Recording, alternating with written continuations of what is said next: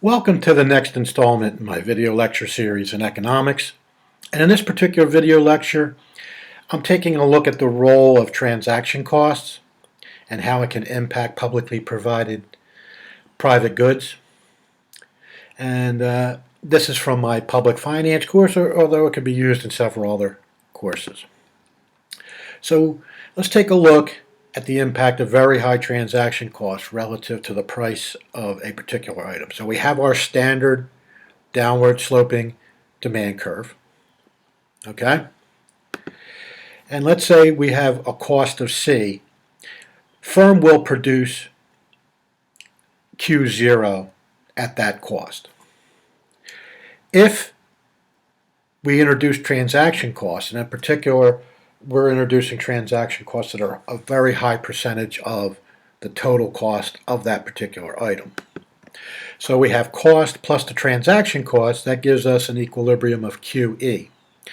So what's occurring here is the firm faces large transaction costs, and because of that it's producing QE. In the absence of those transaction costs, Q0 or QO would be produced. So the difference between QE and Q0 is the underproduction of this particular good because of the high transaction costs that are involved.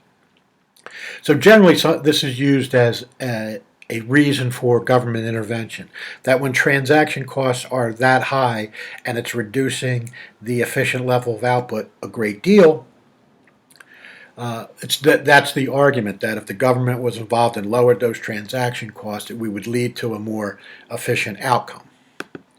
If we want to take a look at this further, if we produced at QM instead of Q0, the efficient level of output, this would be the deadweight loss from overproduction. Because from Q0 to QM, the cost of producing that item is greater than the benefit, i.e. C is above the demand curve, which represents the benefit to individuals or their willingness to pay.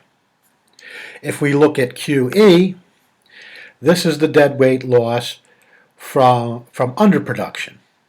Okay, the efficient level of production is Q0. We are only producing QE, and that's a deadweight loss associated with that because the benefit is greater than the cost. The demand curve is above the cost curve between QE and Q0. So that's the deadweight loss from underproduction. Items are not being produced and they're not being sold, therefore they're not generating producer and consumer surplus.